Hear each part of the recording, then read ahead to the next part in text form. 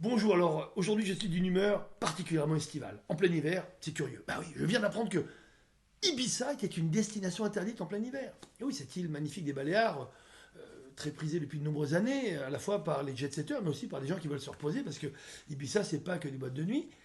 Bah, on n'a pas le droit d'y aller, je ne savais pas. Jean-Michel Blanquer, qui est quand même un des ministres piliers du gouvernement d'Emmanuel Macron, s'est permis d'y aller pendant 2 jours, entre le 30 et le 31 décembre, pour travailler en plus et aussi pour se marier, by the way. Et on lui reproche aujourd'hui d'être allé là-bas. Non mais est-ce qu'on n'est pas tombé sur la tête? Y a-t-il une loi qui interdise aujourd'hui les gens aux responsabilités, qu'ils soient ministres, d'aller à Ibiza pendant 2 jours entre le 30 et le 31 décembre? Où est le scandale? Où est le problème? On lui reproche quoi? Qu'on essaie de lui reprocher peut-être son action en tant que ministre, son côté un petit peu percutant, et c'est vrai qu'il faut percuter le mammouth pour qu'il avance. Et il le fait depuis 5 ans. On va se plaindre de ça aussi. Et on demande sa démission, pourquoi? Aujourd'hui, il y a une forme de totalitarisme, de fascisme trotskiste de l'opinion. On n'a plus d'informations aujourd'hui, on a de l'opinion. On vous dit d'abord ce qu'il faut dire, ce qu'il faut penser, et le ton aussi avec lequel il faut le prendre, et l'émotion que vous devez avoir. Et c'est bizarre, depuis quelques jours, moi j'arrête pas de dire à tout le monde, sur tous les plateaux, que c'est complètement dingue, c'est complètement débile, c'est du temps à perdre pour rien. Et là, les gens commencent un petit peu à peut-être remettre en question la façon de raconter cette information.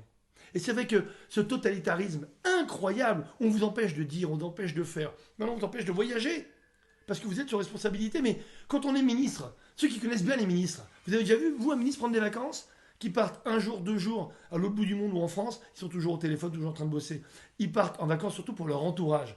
Et là, ils partaient en plus pour se marier. Alors, de grâce, arrêtons de jeter de l'huile sur un feu qui n'a même pas raison d'être.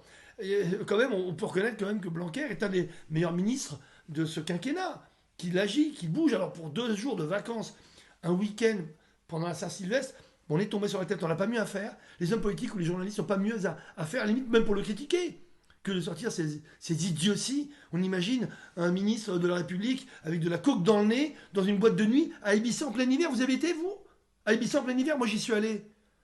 Franchement, c'est plus glagla que glamour.